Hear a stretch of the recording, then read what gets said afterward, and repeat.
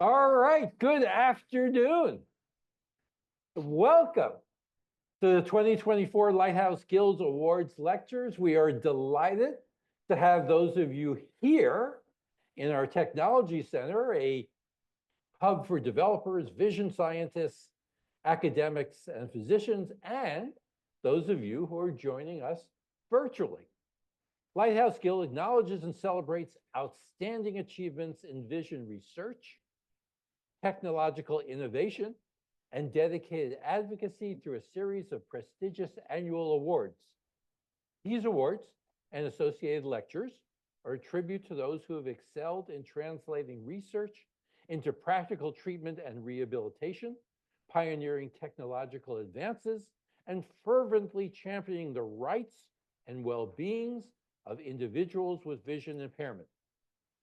The remarkable accomplishments of our award recipients play a pivotal role in advancing Lighthouse Guild's mission of providing exceptional services that inspire people who are visually impaired to attain their goals. Today, we have the opportunity to hear from three remarkable pioneers in their respective fields as they share their work that is positively impacting the lives of individuals who are blind or visually impaired. Since 2003, the Bressler Prize annually recognizes an individual whose research has translated medical or scientific knowledge into significant advancements in treating or rehabilitating people with vision loss. Today's recipient is no exception.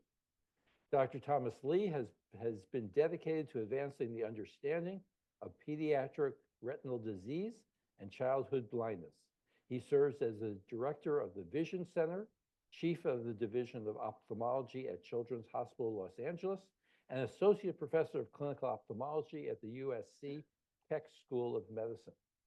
Dr. Lee leads a team of physicians and basic scientists developing new treatments for conditions such as retinoblastoma and retinopathy of prematurity. In addition to building a robust research program, Dr. Lee has helped create an innovative education platform to teach doctors in other countries remotely via the internet. In 2010, he initiated a program in collaboration with the Armenian Eye Care Project, which deploys digital retinal cameras in Yerevan, the capital city of Armenia.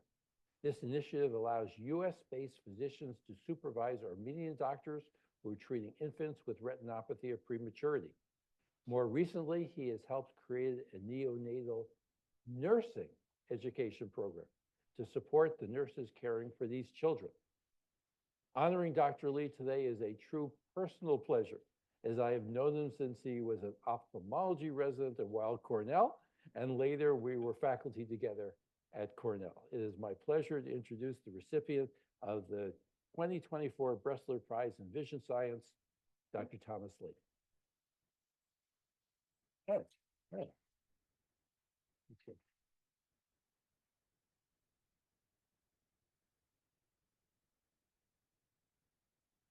Let me give you this.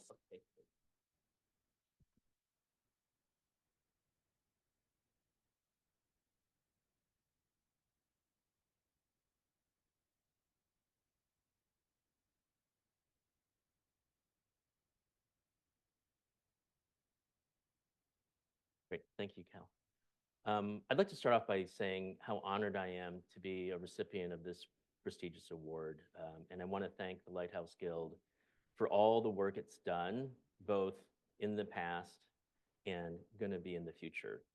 When I was a resident, we had low vision training. We had an opportunity to visit the Lighthouse and the Jewish Guild for the Blind. And I can tell you, even back then, it was a very much an underserved and underappreciated service and population. And so I'm very grateful for the opportunity to come back to New York and share my story and how we've used innovation to try and address childhood blindness.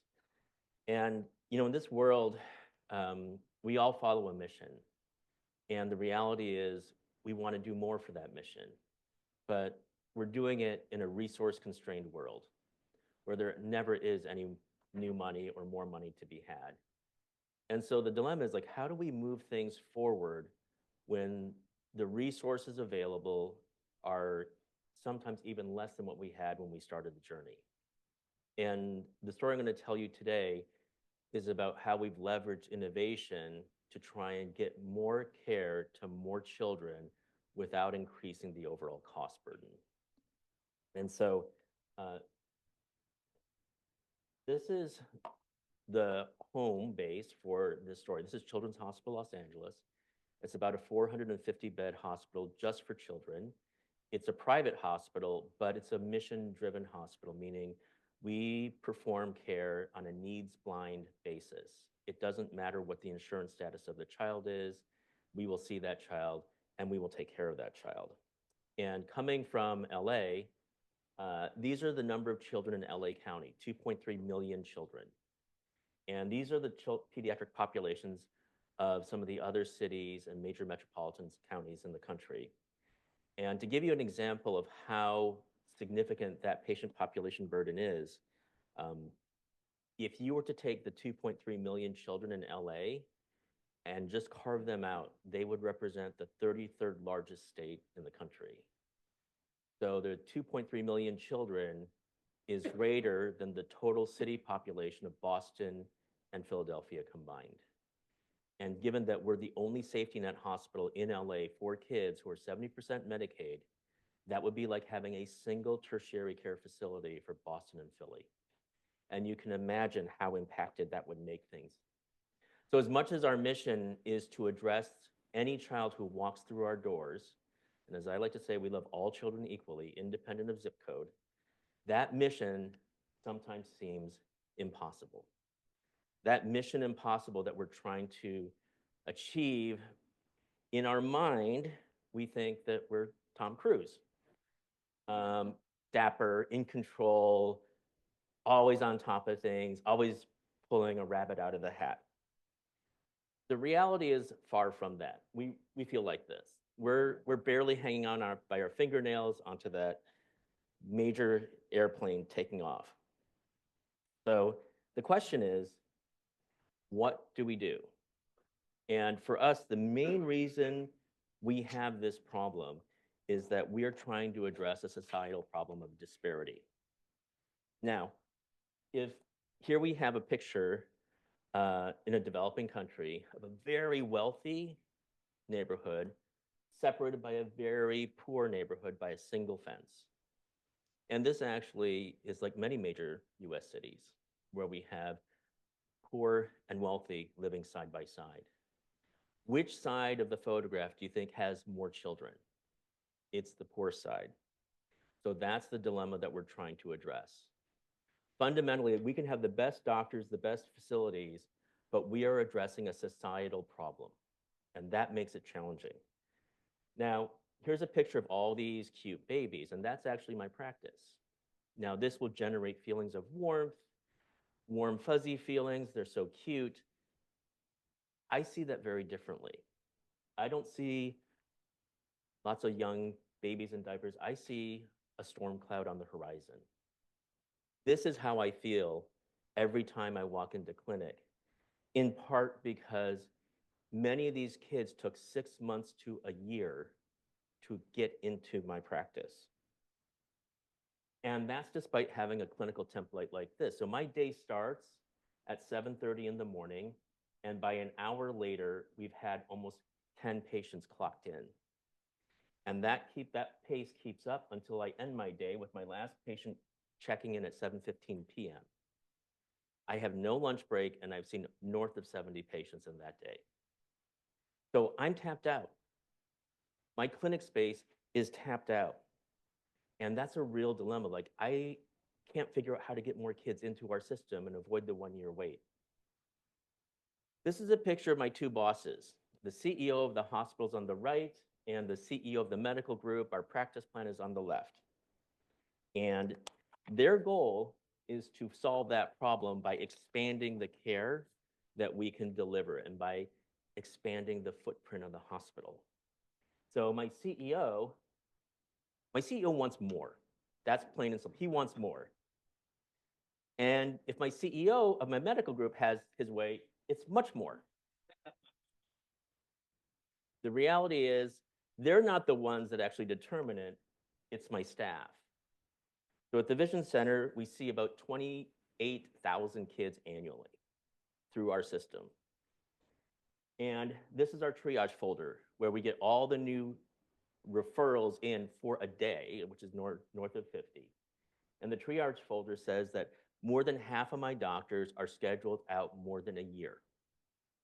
And the other doctors, the subspecialists, are scheduled out 6 months, which means if a patient shows up sick, patient's sick, they have to cancel. Their next available appointment that I can get them back in is 6 months to a year out. So as much as we want to do more, really our feeling is no more. We don't have the capacity, we don't have the bandwidth. So when we want to scale our hospital, which we can do, we cannot scale the workforce at the same rate. So the question is, how do we address that bandwidth issue, the delta? Fundamentally, it comes down to a question of who are we as a quaternary care hospital? And that's this. It's a Hummer SUV, fully decked out, elevated. We can take any kid on a journey to their destination. It doesn't matter how rough the terrain is. We will get that kid there. We're an over-engineered beast of a hospital. But is that the scalable model, or is it this, a Prius? Much more economical, higher MPG, not nearly as expensive. Is that the way we scale? Because we have to choose, in theory. And so the question is, do we scale our existing model as a Hummer, or do we try and become a Prius? Or do we try and become both, and in the process become the spork of healthcare? No one likes using a spork, right? No one likes that. So that clearly isn't an option. So we need to think differently, as my favorite company would say. And so if we look at these two solutions and look at what their strengths are, the Hummer is the initial evaluation, the acute management, the surgery, the active pathology. The Prius is the follow-up exam, stable management, low acuity, mild disease. So if we're not going to become the Prius and we're not going to become the Spork, we're going to maintain our Hummer status, we need to find a partner to offload some of these kids. And so for us, we found that that is in federally qualified health centers. And these get an enhanced reimbursement from the state and federal government to see underserved patients and children, and do it in a way that they can break even in what's called a cost plus model and provide comprehensive services. So the model that we proposed initially was, why don't we go ahead and share those patients with the F2HC? Our stable patients go to them. If there's any active patients, they can come to us, all in the goal of increasing efficiency. We recognize that this would actually do the opposite, because what would happen is kids living in the F2HC might be seen by their local optometrist there and then be referred back unnecessarily.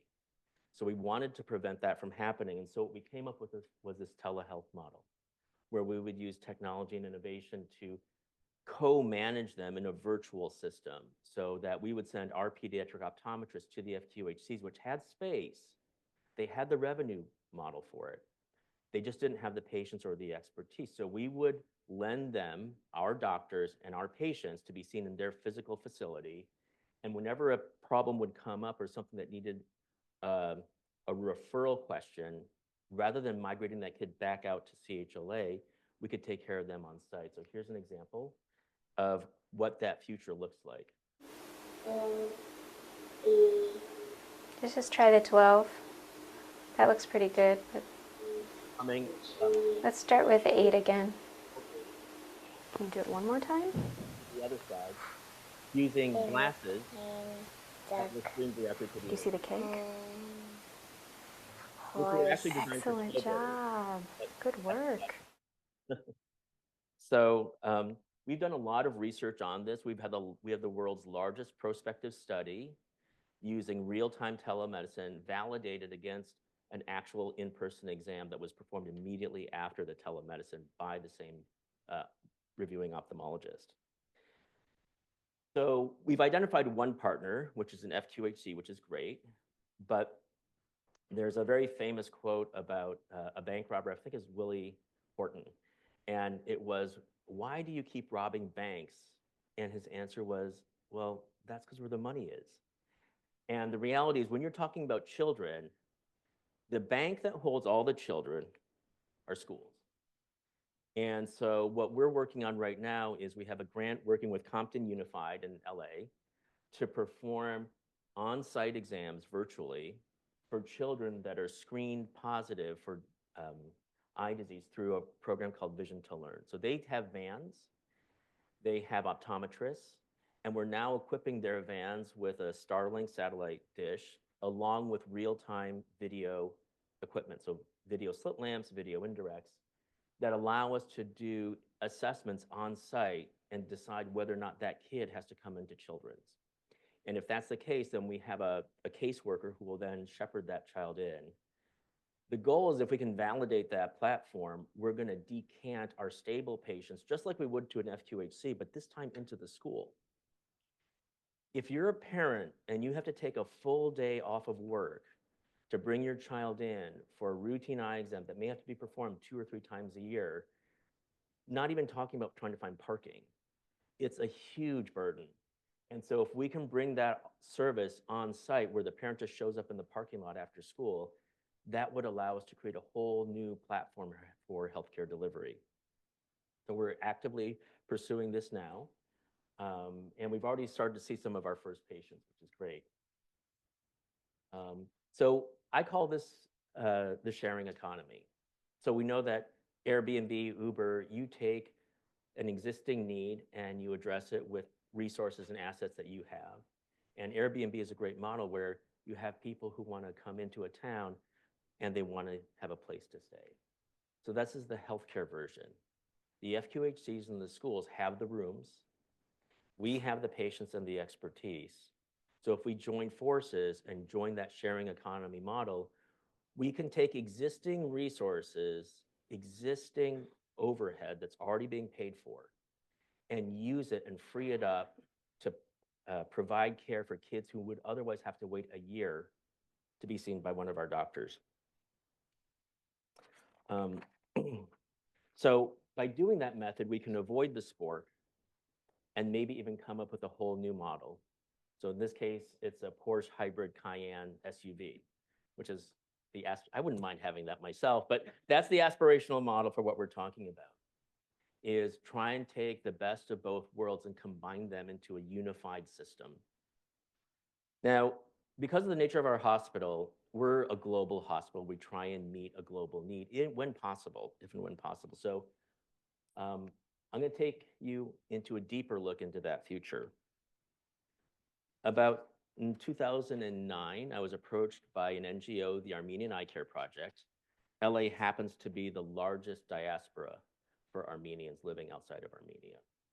And it's a very poor country. It would probably be called a second world country where they've now have enough resources to build hospitals and neonatal intensive care units to the at least the equipment level that we have in the US. And over those years, the number of neonatal intensive care units have doubled every 5 years. During that time, however, not a single baby was ever screened for a devastating form of childhood blindness called retinopathy of prematurity. Those children will generally go blind before they're even 39 weeks in the NICU. And they go blind within 48 to 72 hours. No kid has ever been screened.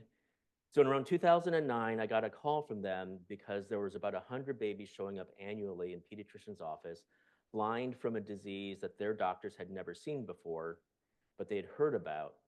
And the reason was that none of those kids ever survived. So now they were surviving only to go blind. And in the process, they had to figure out a way to train their doctors.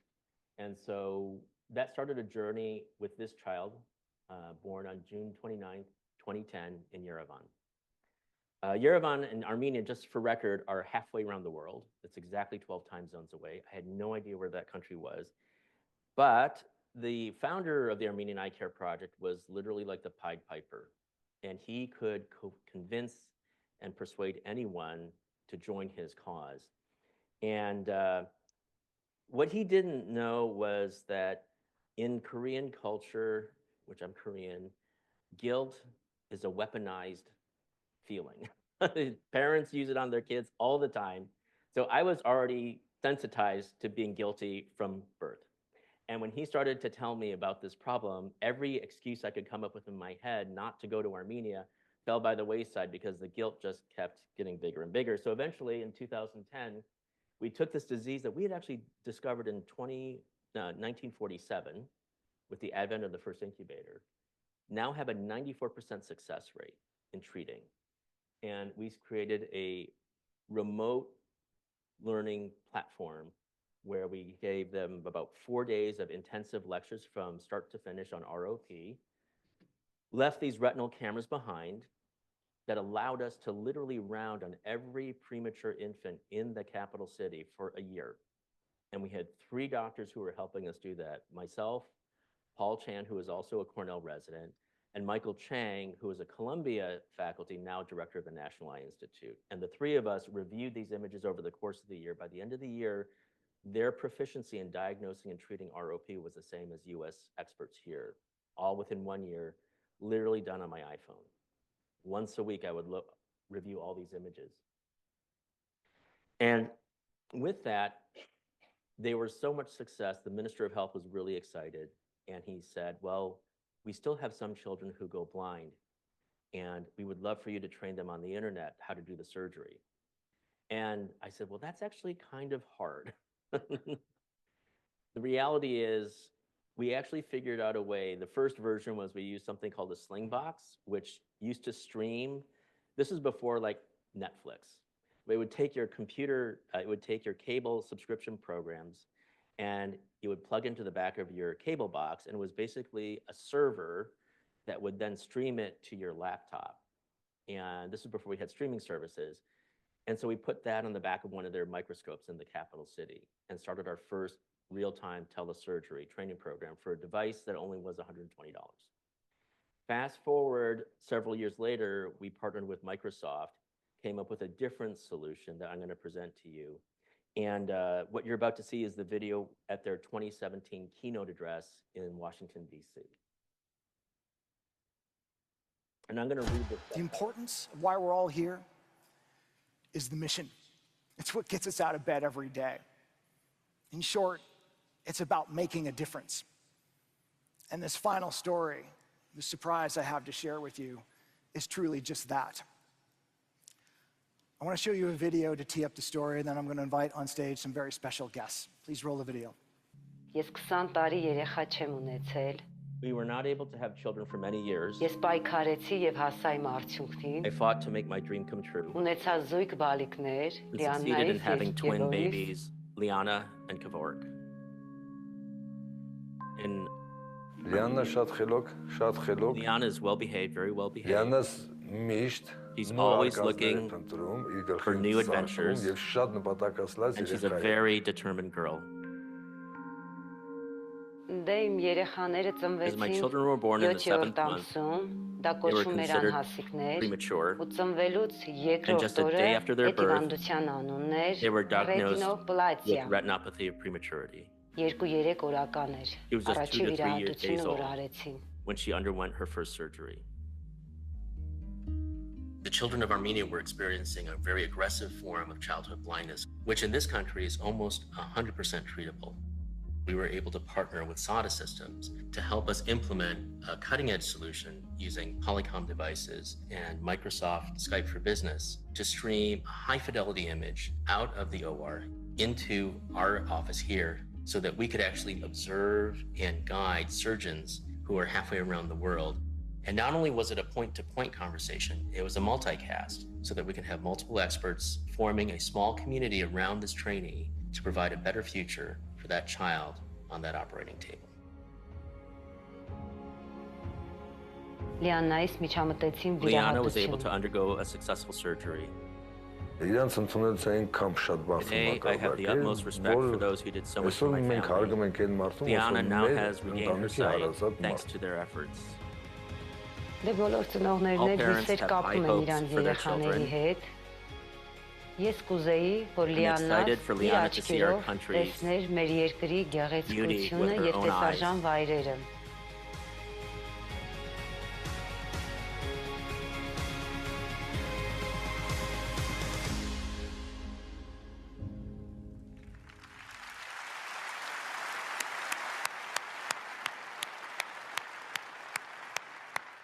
So, Dr. Lee, even though you saved Liana's sight, you never actually had an opportunity to meet her in person.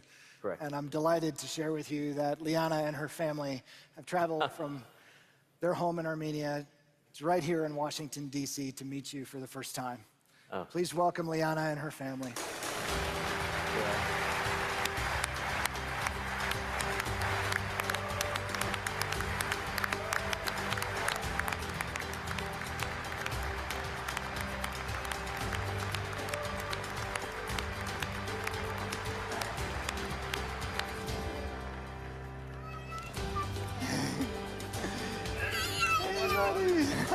Nice.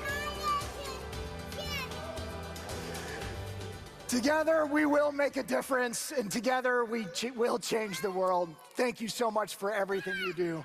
We're proud and humbled to be your partner. Thanks.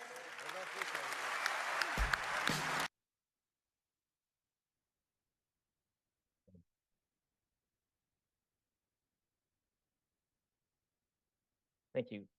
So what we're talking about is using innovation and technology to do more with less so that we can accomplish the mission that we need to serve our patients with, whether it be preventing childhood blindness or whether it be assisting and supporting patients who've already have some form of visual impairment. Almost 25 years ago, when I last was here in New York and I attended the first low vision therapy training program, it was very old school. And now looking where the Lighthouse Guild has taken the field, AI and assistive technology are clearly going to allow you to do that very same thing, which you're already doing. And of all the programs that I know out there, this is the only one that is able to validate and really look at critically what are the right solutions for those patients through your technology group, through your social workers. The whole integrated vertical you've created is the place to achieve that mission and that goal. Thank you so much. I'm very honored. And I want to congratulate the other awardees as well. It's really an honor to be in their presence. Thank you.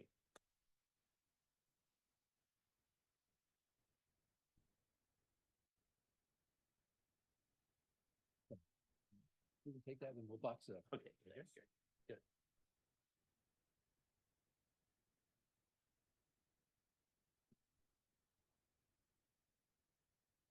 All right. Thank you, Dr. Lee. 43 years ago, in 1981, the Pisart Award was established to recognize an individual, group, or organization that has made significant contributions to vision science. Now referred to as the Pisart Award in Technological Innovation, the award recognizes those whose technological innovations improve the lives of people with vision loss. Dr. John Ross Rizzo is the recipient of the 2024 Pisart Award for his pioneering work in utilizing technology to eliminate barriers for individuals with vision impairments. He serves as the Health System Director of Disability Inclusion and Vice Chair of Innovation and Equity at the Rusk Institute of Rehabilitation Medicine at the NYU Grossman School of Medicine.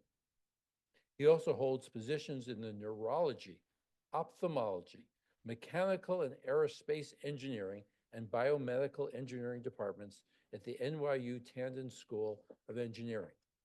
Dr. Rizzo leads the Visuomotor Integration Laboratory, which focuses on motor control with a particular emphasis on visual guidance and biomechanics related to blindness. He is also at the helm of the Rehabilitation Engineering Alliance and the Center Transforming Low Vision Laboratory, or they call it REACTIVE, where he investigates bio-inspired multisensory assistive technology, particularly advanced wearable devices. As an advisor to multiple startups and early ventures, Dr. Rizzo is dedicated to technological innovation for individuals with various types of visual impairments. He holds numerous board and advisory roles at leading nonprofit organizations, including the MTA, National Academies, Foundation Fighting Blindness, CRF, City Access, and here at Lighthouse Guild. Drawing upon his personal experience with vision loss, Dr. Rizzo integrates this insight into all aspects of his work. I am pleased to introduce the recipient of the 2024 Pisart Award in Technological Innovation, Dr. John Ross Rizzo.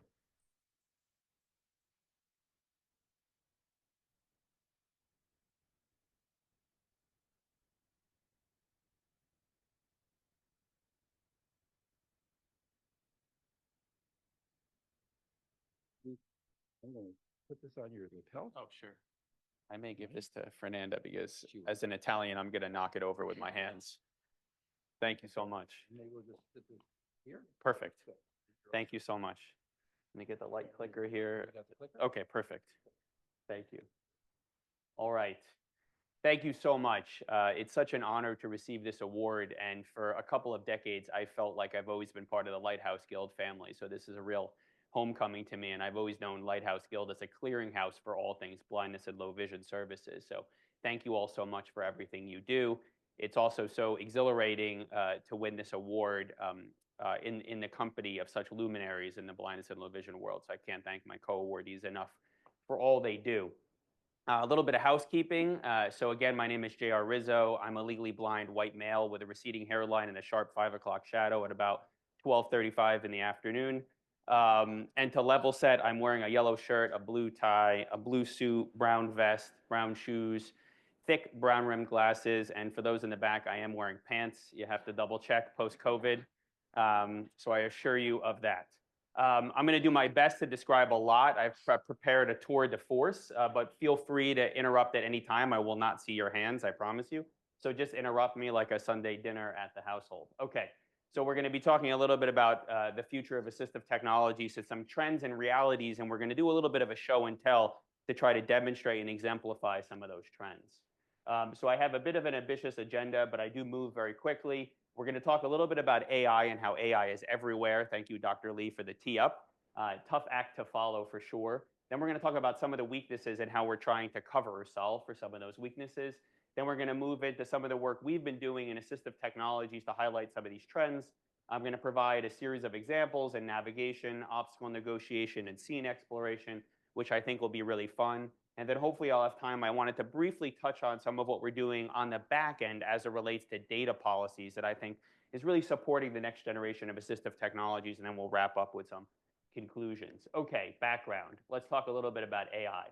So AI is everywhere, and there's been an unprecedented uptake of new AI tools. I love to highlight this adoption slide here. This shows how long it took a company to achieve 1 million users. You see Netflix here at 3.5 years. Guess how long it took ChatGPT to reach 1 million users? 5 days, okay? And I'm pretty sure everyone here has looked at Netflix streaming.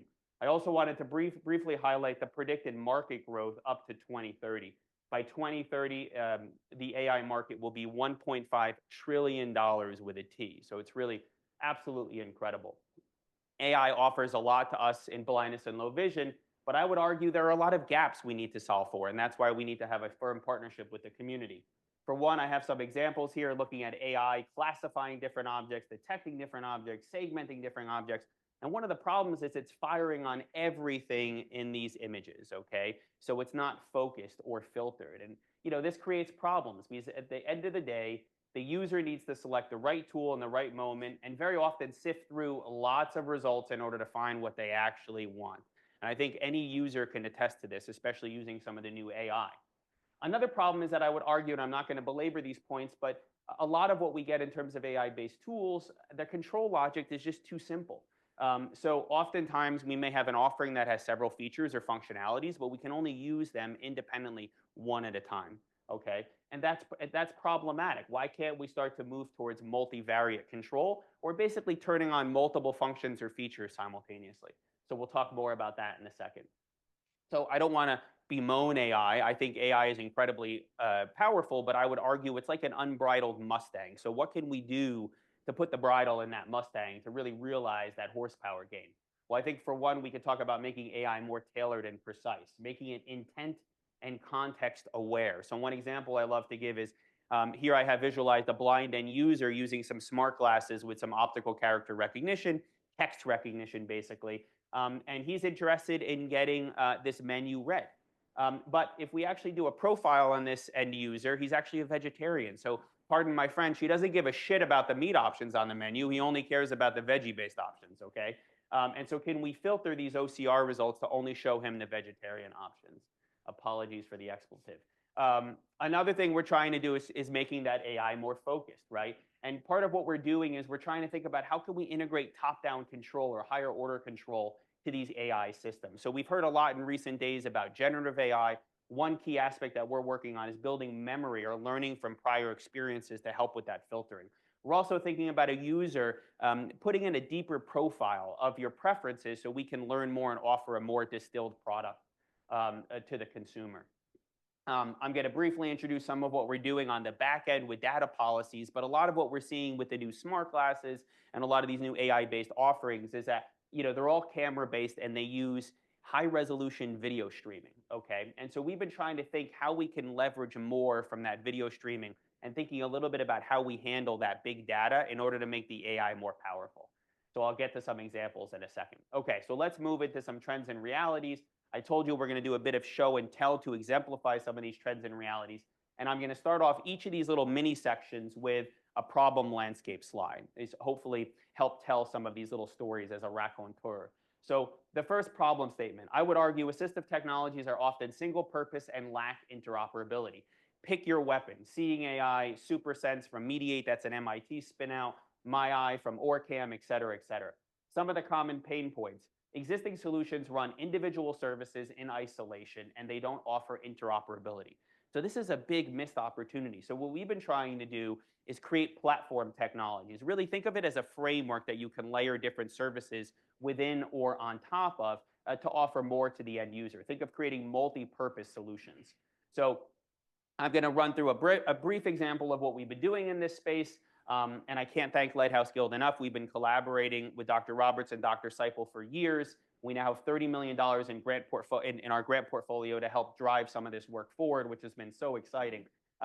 I'm going to introduce briefly our Vision wearable platform. Vision stands for Visually Impaired Smart Service System for Spatial Intelligence and Onboard Navigation. It took us a year to create that acronym and 2 years to learn how to say it. But I finally did it, Mom and Dad. Thanks so much. The top is our Vision wearable, which is basically a sensorized backpack. It has a small microcomputer and a battery, and then it has little sensors integrated into the shoulder straps and the back of the backpack itself. The human-machine interfaces the feedback you would receive, binaural bone conduction, like an Aftershocks headset for those end users that are familiar with that. And then we also have this custom haptic interface, basically a vibratory feedback belt. We've also created a mobile version of this that we call Vision Mobile, which is that same sort of platform technology approach, but all delivered through an integrated mobile application. And once I have these frameworks or these platforms, we can then start layering in different services. So think of seeing AI, but getting all of the modes or the channels simultaneously or concurrently. Okay, we're going to talk more about processing in a second. So again, I wanted to tell some smaller stories about different key services, in vogue topics in blindness and low vision. We're going to talk about navigation. That's all the rage these days.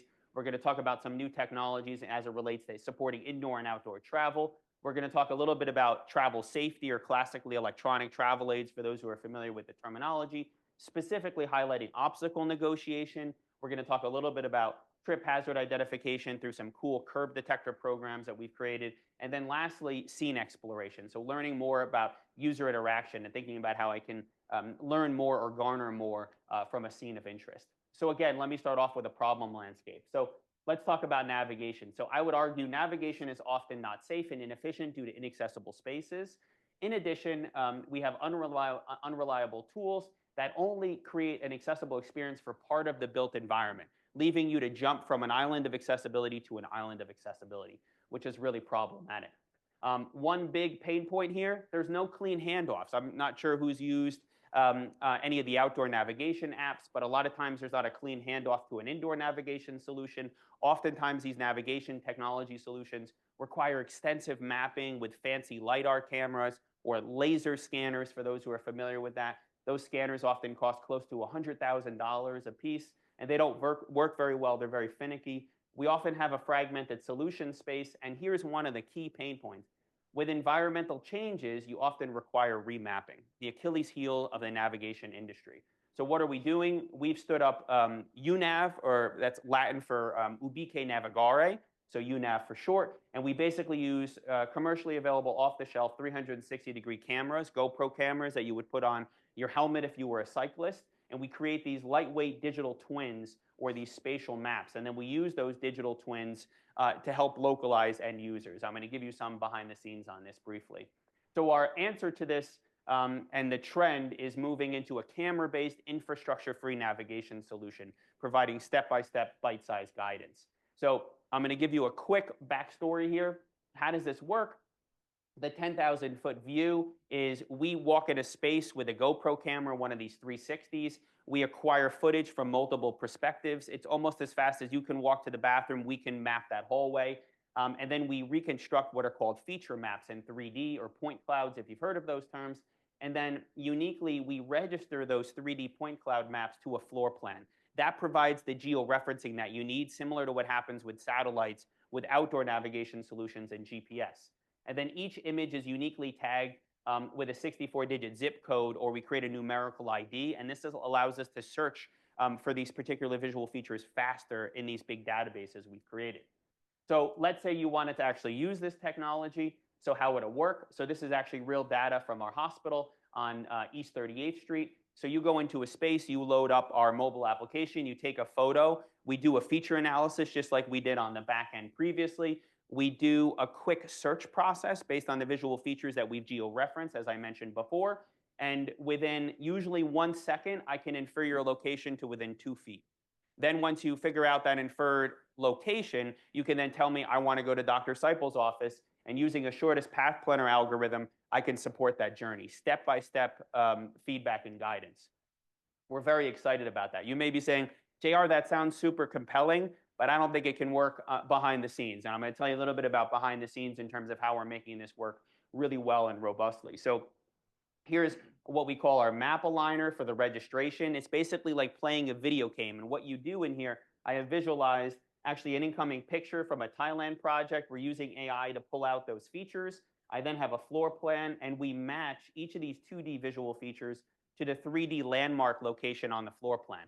After we do this 3 times, I learn the transformation matrix, and all of those visual features snap to the floor plan, and I know where all the visual features are. This is the key and how we've made it very agile.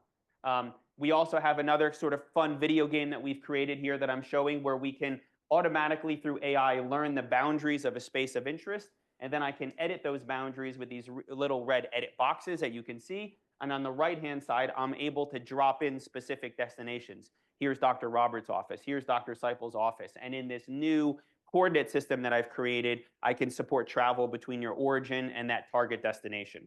And again, this happens on the order of a split second. Very exciting work. So what would this look like? Here you can actually see some incoming data from one of our engineering students testing this. He only walked into 2 walls. No, I'm just kidding. That didn't happen. But you could see us doing this visual feature analysis and then matching each of those visual features to their floor plan location. You can see how rich it is by all of this webbing going back and forth. So what would the experience look like? On the right-hand side, you can actually see data here that we collected with Dr. Seipel and his team. And you can see examples moving from the elevator bay to Dr. Seipel's office. There were 3 photos taken with the mobile application. And you can see 1, 2, 3, you get bite-sized feedback and guidance. We're really excited about this pipeline. But let me go to the videotape, as Warner Wolf used to say, and I'm going to do my best to describe this. So here we are in Lighthouse Turn left Guild. at 8 o'clock direction and walk 8 Just meters. inferred your location in 500 milliseconds. I'm now giving you step-by-step guidance. I'm walking through a hallway. I'm acquiring, this is the automatic photo acquisition mode, so I'm acquiring query Go straight images at 12 o'clock along the way. direction and walk The phone 9 is meters. sitting in a lanyard. You can see the next set of directions. Now I'm walking towards sort of a room with a table and chairs. and I'm going to get the next set of directions. Go straight to 12 o'clock and walk 4 meters. We're getting Then messages turn from the right. back end, talking about that step-by-step instructional guidance and also successfully confirming the receipt. of Turn an right at 3 incoming o'clock. image. Okay, I'm not going to go through the full demo. We're very proud of these results. I'm going to walk through some of the validations we've done. Just a little exciting sort of update here. I'm not supposed to be talking about this, but I'm displaying some mapping data that we've done at the United Nations by invitation a few years ago. In fact, we probably have the most robust maps of UN headquarters here off the FDR, which is really exciting. So I'm showing some point clouds. This is actually the Secretariat building where the diplomats walk around. This is my video feed, and I'm actually showing my real-time trajectories on the right-hand side. This stuff is really built for action. I wanted to briefly highlight the fact that we've technically validated this. You may be saying it sounds good, maybe too good to be true. How spatially accurate is it? If I were to take a picture and localize the end user, it's within 1 to 2 feet, which is 200 to 300% better than any of the beacon-based tools you may hear about currently available in the marketplace. We also can provide orientation or angle positioning, bearing angle, which is very important for navigation, within 2 to 3 degrees of orientation error. And it's highly reliable across an entire floor plan. Here's an example from some testing we did in the hospital using compasses and rulers and tape measures. Okay, very excitingly, we just finished our first clinical trial. We actually have an NIH grant. This is in Thailand, outside of Bangkok at a disability college. I'm showing an end user wearing some of our backpack equipment. This is the vision system, and he has some extra cameras here in order for us to do trajectory analysis to figure out how well he or she is navigating. I'm not going to go into the weeds on this clinical trial. It took us a couple of years to complete, but the bottom line is we set this up where UNAV was compared against what we called in-person instructional guidance offered by an informed chaperone. So think of someone, by your side giving you step-by-step guidance on a floor plan, and we compared that to UNAV. This is called a non-inferiority trial. Not only were we just as good, we were better than that in-person instructional guidance. And of the 10 measures or metrics that we assessed, we were better at 9 out of the 10. So we were extremely impressed, and this was actually better than we had hoped for. Okay, I know that was sort of a whirlwind. I'm going to move into some work we're doing with obstacle negotiation. Check time real quick. I think we're doing okay before I get the shepherd's crook here. So the problem statement for obstacle negotiation is that environments frequently present a diverse range of obstacles, both static and dynamic, and I have to continually negotiate around them. A failure to negotiate these obstacles creates a wide range of inefficiencies and potentially injuries, right? So where are some of the common pain points? Unfortunately, most of the systems do not prioritize hazards or obstacles by relevance in terms of your intended path or the direction that you're walking. And a lot of them often provide very low spatial resolution. So some examples, things like the Sunu band that you may have heard about on the market, things like the WeWalk has 2 contact points providing low resolution spatial feedback tactily. So what are we doing? Well, how are we optimizing this, and what are some trends in the marketplace or in the research space as it relates to sensory substitution, and specifically tactile sensory substitution? For those who are unfamiliar with sensory substitution, this is taking visual media and remapping it into an existing sense for folks who are blind and low vision. We affectionately call this program our virtual whiskers program because we're creating virtual whiskers for our consumers. So I'm going to have to go into a little bit of background here. Here are some of the basics. How to create a higher definition tactile alerting system. So I have incoming camera imagery. I'm going to show you how we analyze that in a moment. And then I basically have this feedback belt creating a virtual whisker coming out of your waist, if you will. We've iterated on this about 10 times over the last decade. And we now have these really cool clips that I'm showing on the right-hand side with little vibratory actuators. And you just clip them on your belt. You turn however many you want on, and it creates a mesh network with the core device or your cell phone, and immediately connects in as networked. So we have a couple of different flavors of this. The first is, you can imagine this version as feeling your way through space.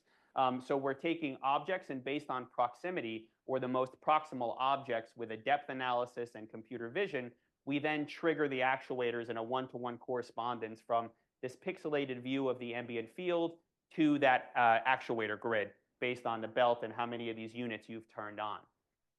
You could see a picture of this on the right-hand side, which is a woman wearing the backpack with the camera and this haptic feedback belt. Perhaps more provocative, we created what we call the open path, which is follow the buzzing. So you can think of this more as a guide dog version of the same system. looking at traversable space or where is more space available for me to walk through. And we're actually playing a video here of one of our end users walking through a city park. And I hope it's very obvious, but you can see here that there's a bunch of people that are being segmented. The path and the walls or the boundaries of the path are being segmented, and we're pushing the end user directly into the center of that space where there's more openness or more traversability. We've tested now, and the results are very positive. I'm not going to go into the weeds on this, but we just tested about a dozen blind subjects in an obstacle negotiation task. And not only did this take just about the same time as cane negotiation, but we cut down on the amount of hesitation that we saw during these obstacle testing. We also improved the safety window. That means your distance from the obstacles that you negotiated. And critically, we cut down on the number of cane contacts you needed, making travel more efficient. I'm going to briefly touch on curb detection. So the problem statement here, and we hear this frequently in our qualitative interviews with blind and low vision subjects, curbs are essential but challenging to detect for persons with blindness and low vision. To understand and negotiate curbs, you need a lot of spatial information, like the distance of the curb, the orientation of the curb, the type of the curb. Is it ramped? Is it an up curb? Is it a down curb, et cetera? Most of the approaches, I have some examples here in terms of market competition, do not convey all of these key spatial properties. So we thought, could we come up using generative AI, a new curb detector that would segment curbs and then display multiple spatial features of that curb to an end user to make it more successful? Is that video playing? Okay, great. Sorry. And here we go. So here's a video demonstration of this. So the way it basically works is we draw basically a tracing, or we segment the curb itself. We then project safety zones. You can think of this as like a bumper sensor on a luxury car. As I get closer, the beeping scales. But what we're also doing is we're sonifying the orientation of the curb, and that's that rising and falling tone that you're hearing in the background. So you have a beep for distance, and you have a tone for orientation. We just tested this in another clinical trial, which was just accepted for publication. Excitingly, guess what? We're able to improve the safety window so people can travel more confidently. Very excited with these results. And I can come back to this if there are questions. The last sort of brief example I want to give before we get into some of the background work is scene exploration. So the big problem statement here is environments are often rich in content. It's very difficult to describe a space in a pithy and meaningful manner. Current approaches are usually generically applied across the entire scene of interest without any focus. There are several AT solutions, assistive technology solutions, that are triggered by gestures. For example, the OrCam MyEye with pointing and finding text. But I would argue they're very low resolution and limited. And some of the anatomical models are using in order to help with that gesture recognition are very basic. So we created what we call the point to tell and touch system, which is basically, again, our approach to using generative AI to improve gesture recognition and to provide more focus to the models that are supporting this. You could think of this as audio feedback, tactile feedback, but also assessing in real time your joint position sense, or what we call in medicine proprioception. So this is a trimodal sensory substitution exercise, which is a new trend in the scientific world or milieu. So how does this work? I'm going to provide some background here, some basics. Essentially, I do a scene analysis using computer vision with depthscaping or doing depth mapping. I can detect specific objects. I detect the hand pose and specifically the fingertip. And then I compute or I calculate the spatial distance between that fingertip and the objects of interest in the background scene. And then I describe whatever's underneath the fingertip. You can think of this as almost putting a digital laser pointer on your finger and then us describing the environment for whatever would be touching that digital laser pointer. We can give both spoken feedback. We also created a paired vibratory wrist strap that can help you with obstacle navigation. So here are some examples of this. I'm playing a quick video of one of our end users in a library, and what's happening is we're able to analyze the fingertip and describe the object underneath the fingertip. Super helpful for efficiently learning new spaces or exploring a new space.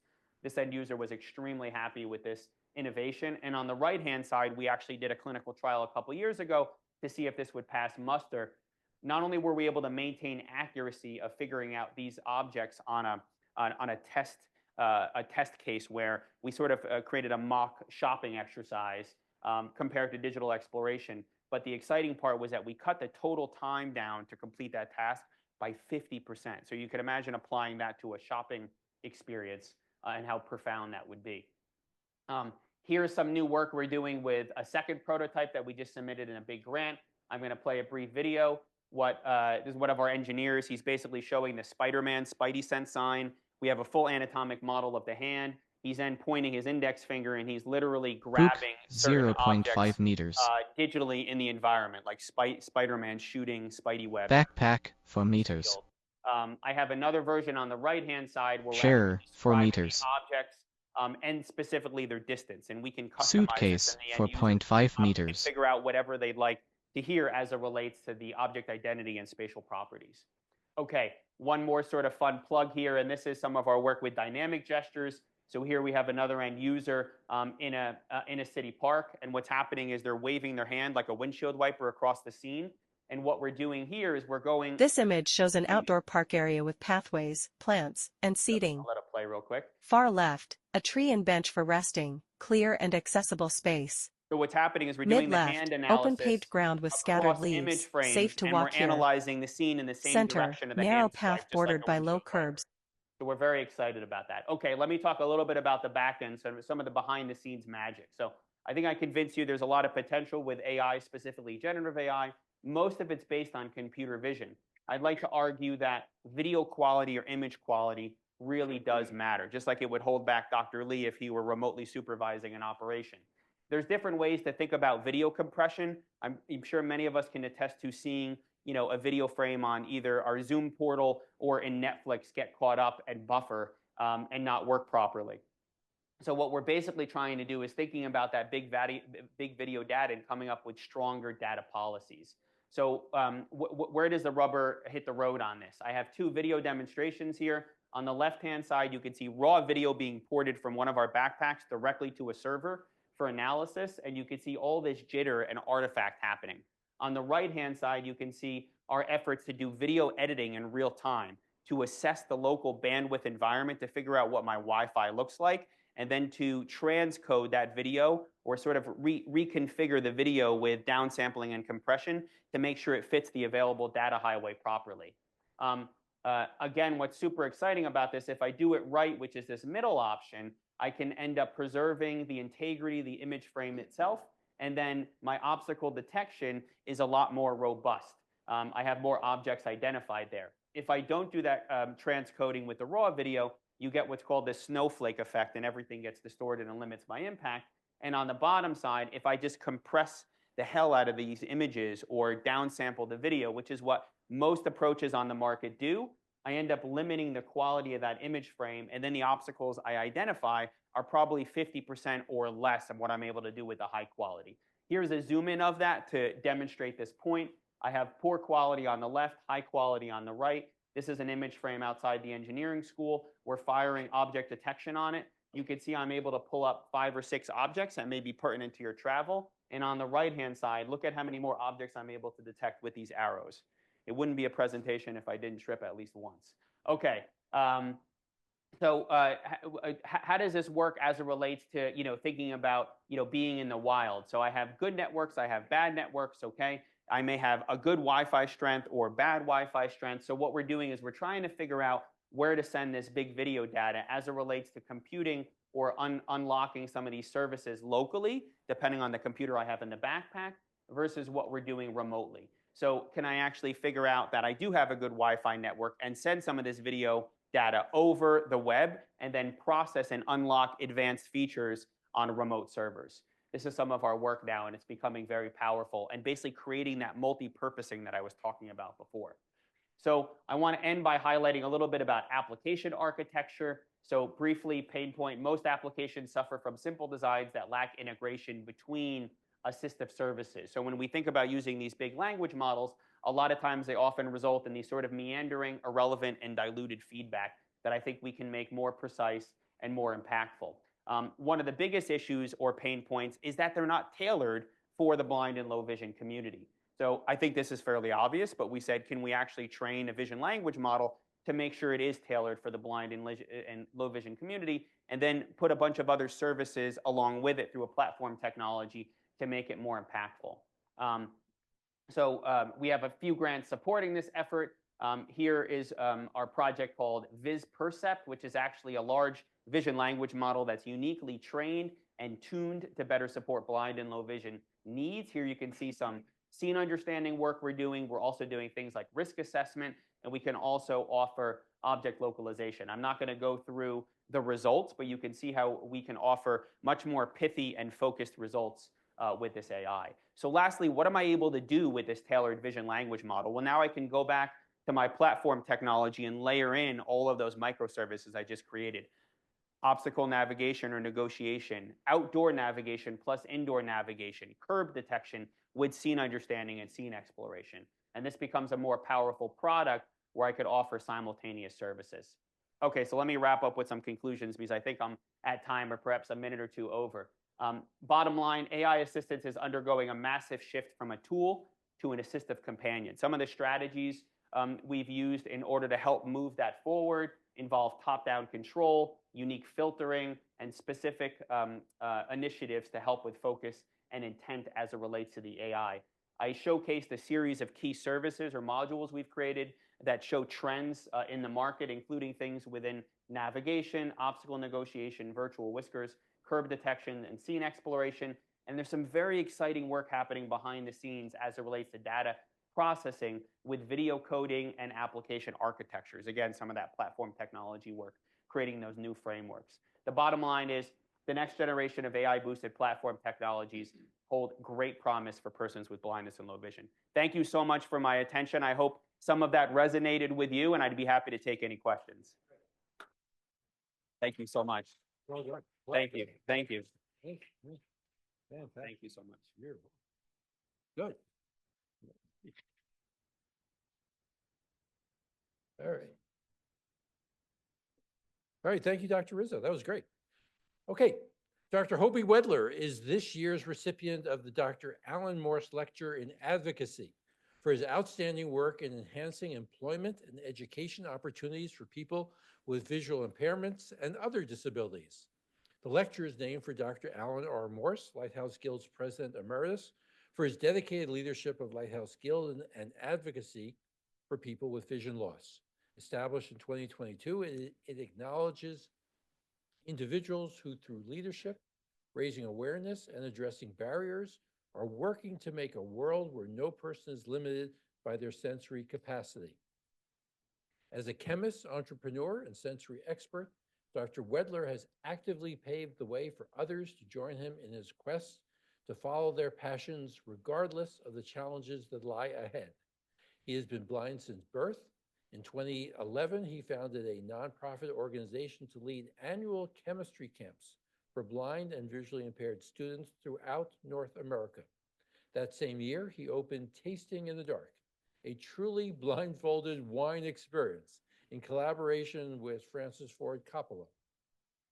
Dr. Wedler is a passionate educator who advocates for inclusivity and business, inspiring a broad audience through lectures, workshops, and mentorship programs.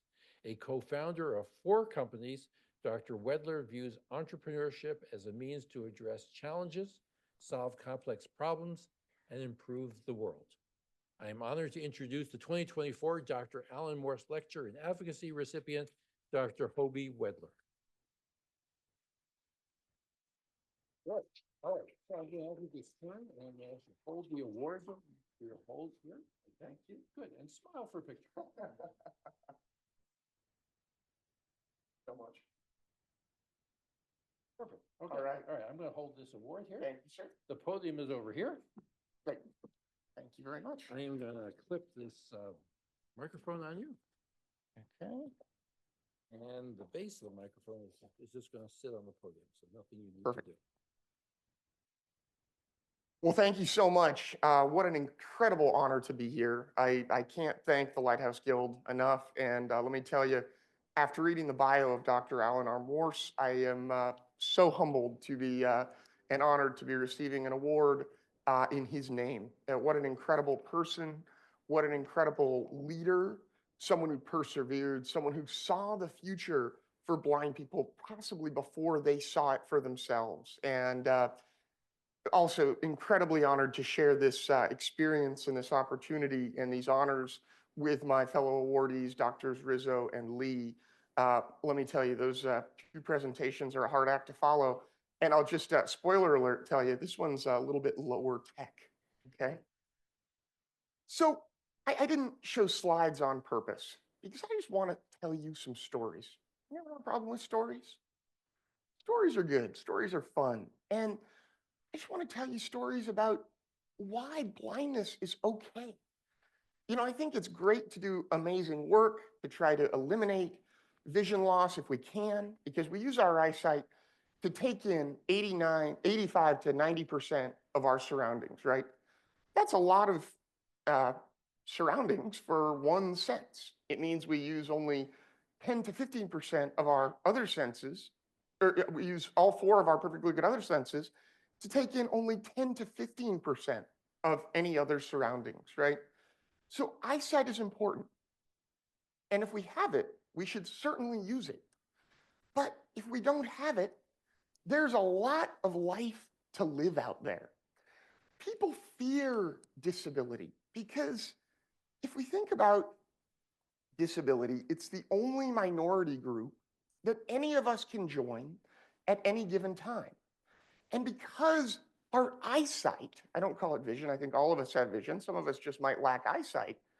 Our eyesight is used so prevalently and in such a non-vulnerable sense, it is the most feared of the disabilities out of all of them. Many studies have shown that, right?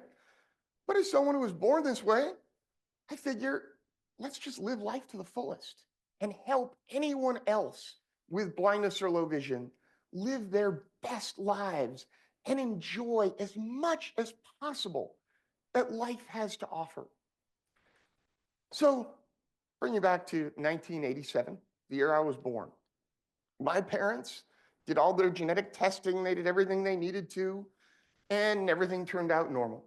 They didn't know blind people. I think my dad helped a blind guy across the street one time when he was like 20 years old. They didn't know what blindness meant. They didn't fear blindness. They didn't think about blindness. It was just something that was around them. They didn't, again, really know that much about or think that much about. And then I was born.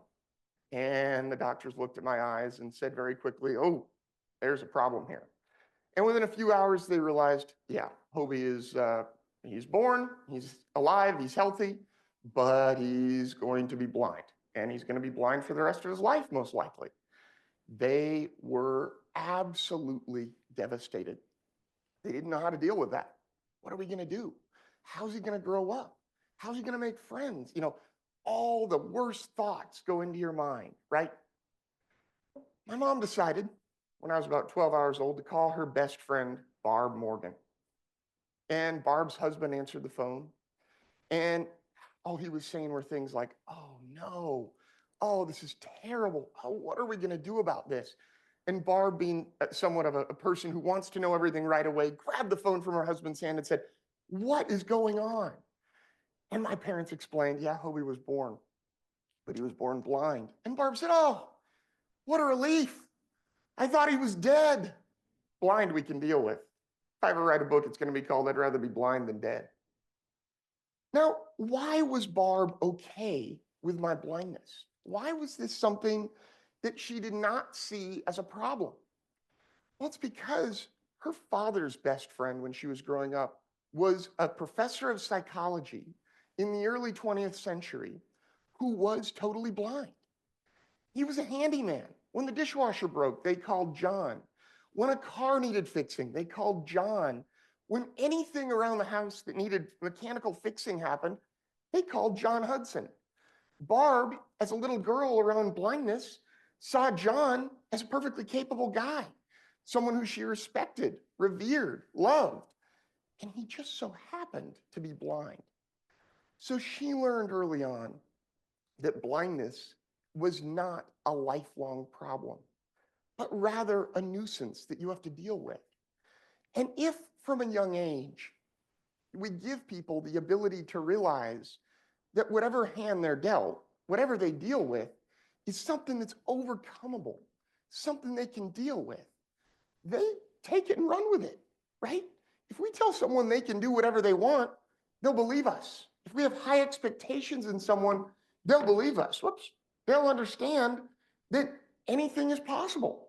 But if we tell them, oh, this is a big problem, you aren't the same as everybody else, you are going to suffer, this is going to be a difficult life to live, they're going to take that to heart. And then life will be hard.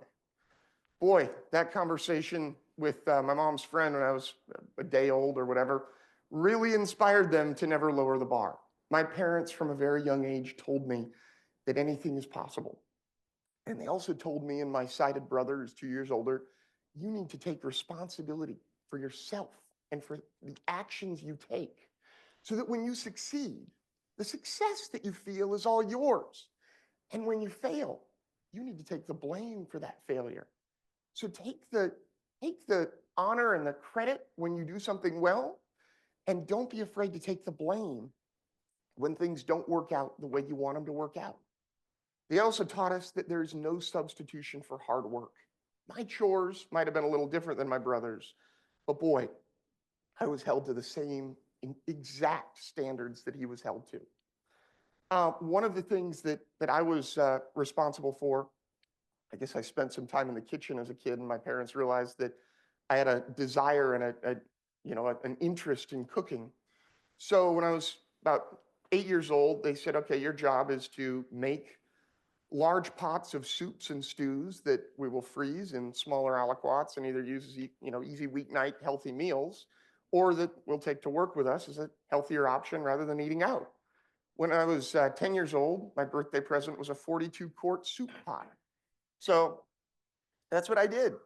I spent time in the kitchen. I thought of it as a chore. What I didn't realize is that my work, building flavors, combining flavors, seeing what worked together and what didn't work, would shape my entire career moving forward. I learned that celery and carrots and onions work well together.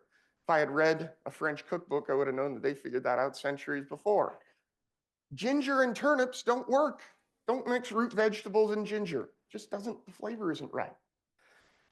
What I realized today is that I was using my skills as a young artist, as someone learning how things mix together, and I was learning exactly the same set of skills that my friends were learning by drawing on their Etch-a-Sketches and making pictures, right? And learning about colors. So while they were learning what colors fit together and how they fit together and what would make things look good and what would make things not look good, I was learning the same thing about flavor, aroma, and texture. And this experience shaped my future as a non-visual sensory guide to the greatest things life has to offer. I might be a food scientist, I might be a chemist, but at heart, I want people to get the most out of life. And I feel like our eyesight is a crutch to that. We're so busy looking at our phones and looking at what's happening around us and nervous about what people think of us. We're distracted by our eyesight. So we can't pay attention to the little things that the world has to offer. The sound of a brook babbling next to you. The way the air smells as you walk or drive by food vendors on a Saturday morning. These are the things, the way a glass of wine tastes in front of you, or a soup or stew that you might enjoy tastes. These things that we don't let ourselves think about, why a chemical reaction works the way it does. These are the things that interest me, that I try to get other people excited about. That's my life dream, is to get people excited about the life they live without worrying about their eyesight and without using it as a crutch. Because eyesight can be totally blinding to everything else that we do in life. So I was a weird kid. I think I'm still a weird adult. And, I was blind, and I fell in love with the most visual subject out there, or what people told me was the most visual subject out there, that being chemistry. Why did I love chemistry? I just always had a knack for thinking about how atoms fit together to form molecules, why one thing reacted with another to form an interesting product. And it's all because I had a great high school chemistry teacher, a teacher who told us that chemistry is everywhere you go. It's everywhere you look. We eat it, we drink it, we stand on the earth. The earth is made of chemicals. We breathe chemistry. Every time you take a breath of air, how the air is processed through your body. This is all chemistry. And she would tell us as a class, I think you should think of chemistry as something more than the prerequisite boring class that you have to take to study what you really want. Think of chemistry as something that you can pursue and use as a tool as you live your lives. Pursue chemistry further than you think you might want to. I would go up to her classroom and talk to her and learn things that might have been confusing that she was writing on the board. We'd talk through them. And I'd say, I love chemistry. I actually want to go study it in college and get a degree in it and maybe teach it one day. She would say, oh, Hobie, chemistry is so visual. That's never going to work for you. You should think of something more practical, something like being a literature major or a historian. I took that one to heart. I got an undergrad degree in history because I love stories of how people existed and what they did. But I knew that chemistry was my thing. I wanted chemistry. I wanted to study chemistry and teach it and get other people excited about chemistry. And I thought there's got to be a way for me to describe why I should be able to study chemistry to her. I came up with a story, or a line, I should say. I'll remember the day like it was yesterday when I went up to her classroom on a cold California morning, which means nothing in New York, in January. It was the second week of the second semester. And I went to her classroom at about 7:30 in the morning when I knew she was there prepping for the day, but no other students would be there. She said, hi, how can I help you? I said, well, you tell me all this time that blind people shouldn't study chemistry because it's visual. I said, can you see atoms? He said, no, it's chemistry. I told you the atoms are microscopic. We can't see them. I said, well, neither can I. Chemistry is a cerebral science. It's in our mind. Sure, our eyesight is amazing for telling us whether there's a color change, whether a gas is being evolved from a reaction, what chemical we're measuring if we don't label them in ways that are accessible. We can look at graduated cylinders and see what quantity of chemicals we're measuring. But what is happening in that flask, in the laboratory, is stuff that we think about, right? That's the point. Chemistry is in our mind. And let me tell you, we look at the entire electromagnetic spectrum from waves that are meters long, like microwaves and radio waves, to waves that are tiny, femtometers long. A femtometer is 1/quadrillionth of a meter, okay? It's actually 1/100th of 1/quadrillionth of a meter. That's a huge range of a spectrum. The visual spectrum, the part that we can see, visible light, only ranges from 400 to 700 nanometers. Let's say I were to draw a line representing the electromagnetic spectrum from New York City all the way out to San Francisco, California, near where I'm from. The part that we can see, the visible part, would be about half a mile long. It's tiny. So we've spent a lot of money, not me personally, but the industry has spent a lot of money creating eyes that can see chemical phenomena that we can't see with our eyes. Think about in medicine, the X-ray machine. You don't have X-ray vision, you can't see bones. Think about nuclear magnetic resonance that we use to spin the nuclei of atoms and see what's happening. We're using radio waves for that. Think about all the different things that we might do in a laboratory that we can't see. We build instruments for that. Chemistry is a science that is a mind science. And when I realized I had an advantage in organic chemistry that my friends didn't have, organic chemistry is the most visual part of chemistry overall, and it's the part that I fell in love with and earned my PhD in. But the reason that organic chemistry made sense to me is it's an understanding of how atoms fit together to form molecules and how molecules fit together to form larger structures. And I realized, wait a minute, I'm a very spatial person.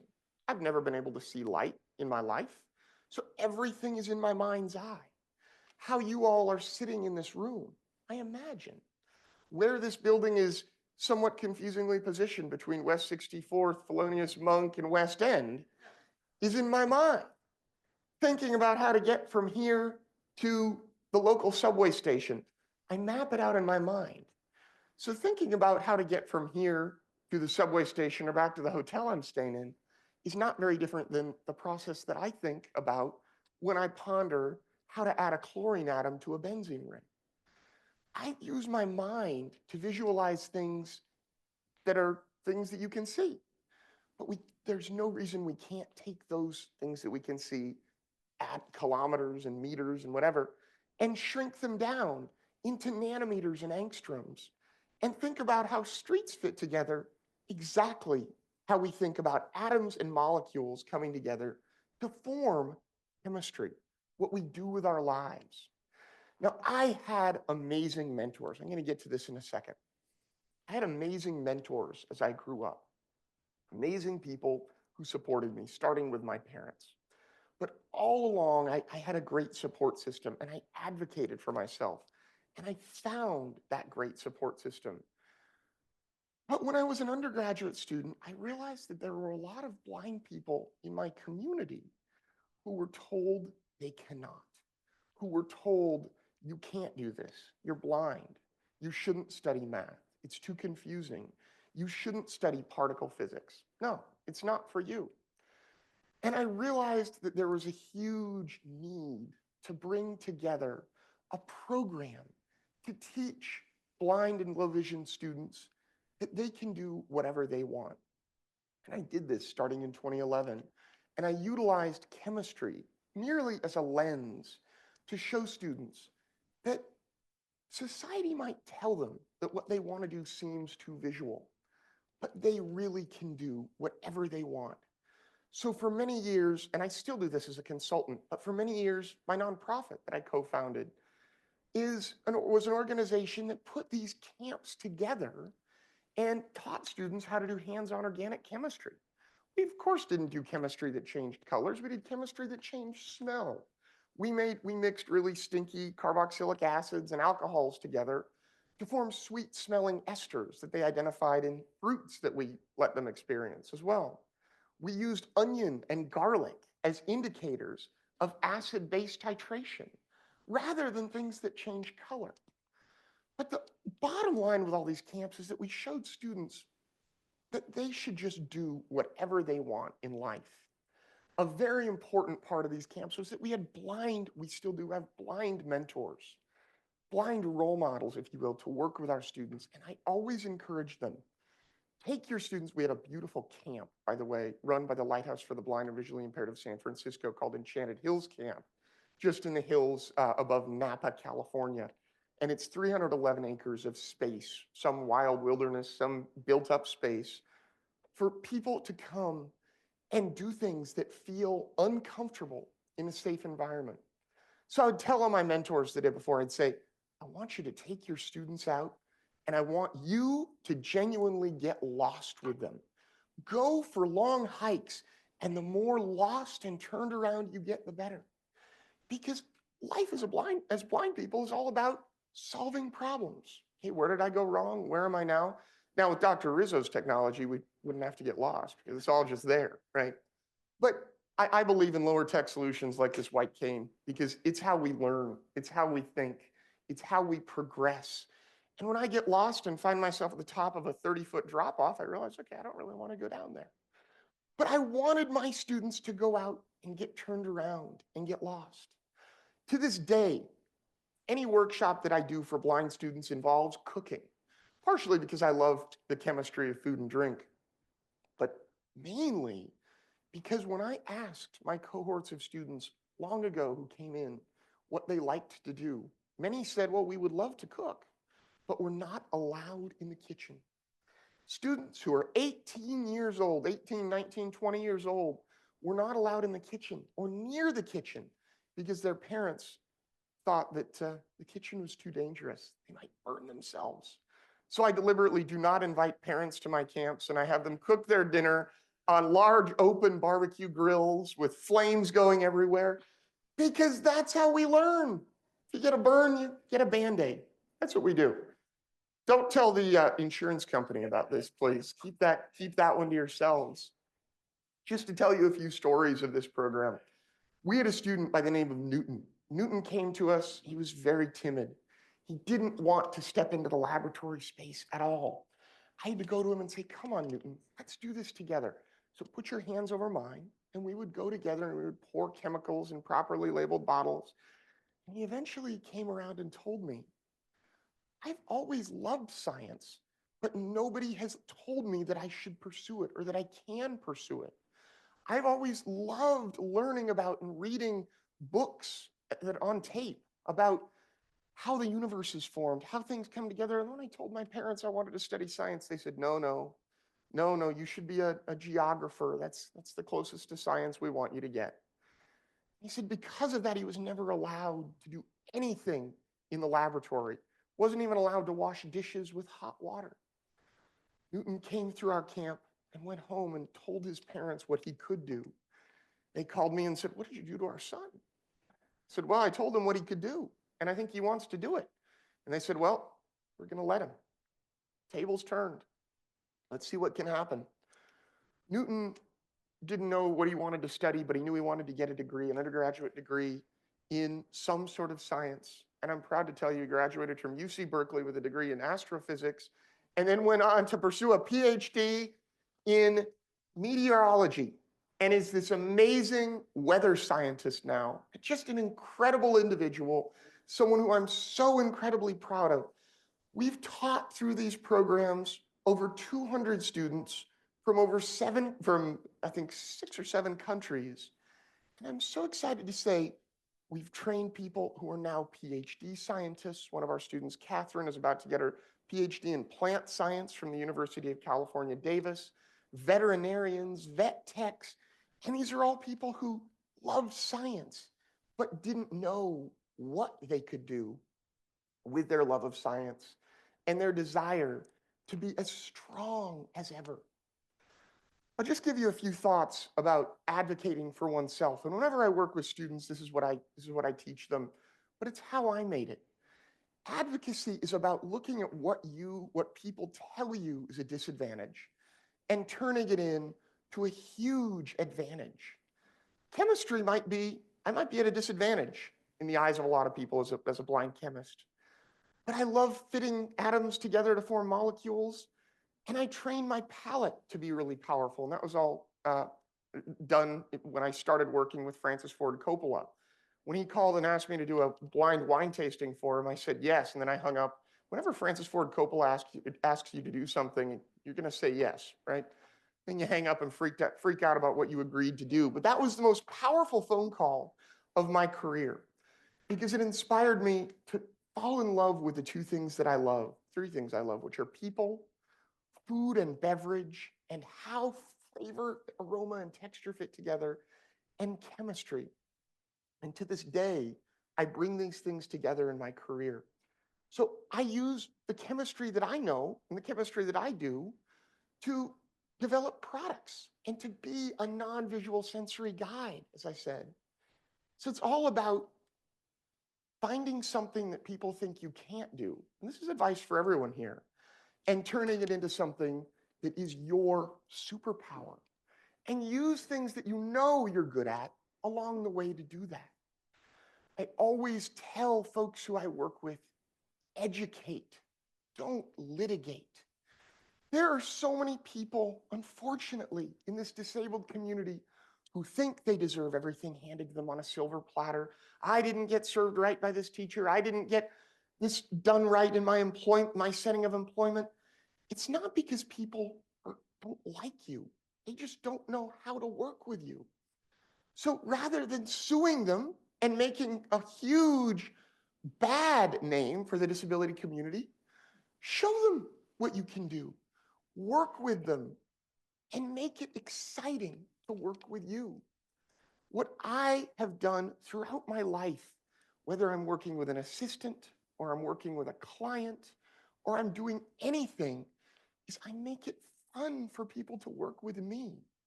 This life that we live is a two-way street. Sure, it's got to work for us, but if we don't make it fun, exciting, and rewarding for the people we work with, it's not going to work for us, right?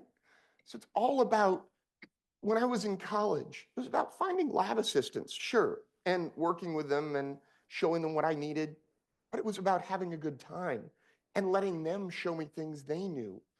I believe that life, business, personal, whatever, is a give and take, and it is a collaboration, always about learning. I try to teach people, when I had professors that were really nervous about what to do with a blind student, I would go to them and I would say, look, you teach me chemistry and I'll teach you how to work with a blind student. And it's not the end of the world. I'd sit in the front row and ask a lot of annoying questions when they would write something on the board and say, you see this? I'd say, no, I don't. What are you talking about? They'd explain it. And they learned from me, I hope, just as much as I learned from them. When I work with clients in the field, one of my most sincere mentors and clients here with us today, Jackie Summers, we're working on a project developing, a difficult project, mind you, developing a liqueur that has been in history for thousands of years. And we have fun with each other. I like to think that Jackie thinks of me as a decent food scientist who just happens to be blind. Blindness should not be something that is a lifelong detriment. My blindness makes life fun. I can tell you right now, it is the biggest blessing and the biggest gift I have ever received is my blindness. And even if Elon Musk and Neuralink want to give me my sight back, I would say no, because I don't want to relearn the world. That sounds like work. I know the world as a blind person. I love it. And most importantly, I love helping everybody, blind or sighted, realize that life is about enjoying what we do, enjoying what people do around us, and making the most of it. You know, who knows how long we all are going to be blessed to be on this earth. See, we might as well live every day not in disappointment, in sadness, in upset, but living every day to its fullest potential. And those of you who work with people, who work with students, patients, clients, whatever you call them here at Lighthouse Guild, every day, remember to put that joy in their lives and let them know that just being alive on earth, no matter what hand we're dealt, is a blessing in and of itself. That's the point. You guys do amazing work and you are mentors to the people who you work with. That is something that is so important to me because I've been mentored by amazing, amazing people. And boy, I seek out mentors that tell me exactly what they think and never lower the bar. Because if they don't tell me what they think and they don't make life hard, what good is it, right? Our mentors need to challenge us, but they also are so special because they see a future for us before we see that future for ourselves. One of my greatest mentors is someone who passed away earlier this year, who some of you may know, Mr. Dan Callahan, here in New York City. Dan worked with the Jewish Guild for the Blind for many years, and I actually met him through my deep involvement with the Lavelle Fund. Dan helped me so much in my professional career by telling me, don't ever call me asking me, should I do this? Just get out there and do it, and then call me and tell me how you got it done. It's the most important thing. I have so many mentors in this world. I hope that I can pay it back and give the mentorship that I've received from so many back. And I think we all in every stage of life that we live, need to remember to find those mentors and never stop learning. Never stop your quest for enthusiastic curiosity, right? To me, research that we do, that you all do here at Lighthouse Guild, that a lot of people in this room do, research is just based on curiosity. And if we have an innate sense of curiosity, we'll never stop learning. We'll never stop discovering what this world has to offer. So it's just so important to me. I can't stress it enough how crucial it is to make life for everybody you're with fun, enjoyable, and interesting, right? Everybody has superpowers. It's just our job to find those superpowers and draw them out of people. And that, to me, in the honor of Alan Morse, is what advocacy is all about. It's just about finding superpowers in people, pulling them out, and letting people, giving them what they need to be the best possible selves they can be in this world. And to remember that any disability, we all have disabilities in this room, right? Some of us might have a hard time walking. Some of us might have different sized feet, whatever the case may be. Some of us might be blind. Disabilities are just a nuisance. That's what it comes down to. I'll end with what I tell everybody I work with, who I mentor, all my students. I always say, you are enough. What you do in this world, as long as you do your best and don't be defiant, is enough. You're not alone. This world is here. It's made up of a bunch of us. Let's not live our lives individually. Let's rely on others to do things collaboratively. Because when we think about things together and solve problems with a lot of voices at the table and embrace diversity, that's when we win. So you're not alone. And third, you're amazing. Boy, I never, ever tell blind people that they're amazing like society likes to, because we're just people who happen to be blind. But I tell everybody in this world that there is no substitute for hard work, and everybody has a superpower. You just have to figure out where you're amazing, but y'all are.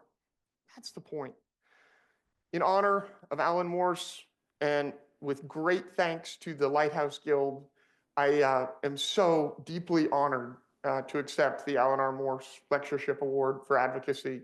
And I just want to say thank you so much to everybody in this room. Thank you to my fellow awardees. It's such an honor to share this platform with you. And go forth and conquer. Remember, be happy.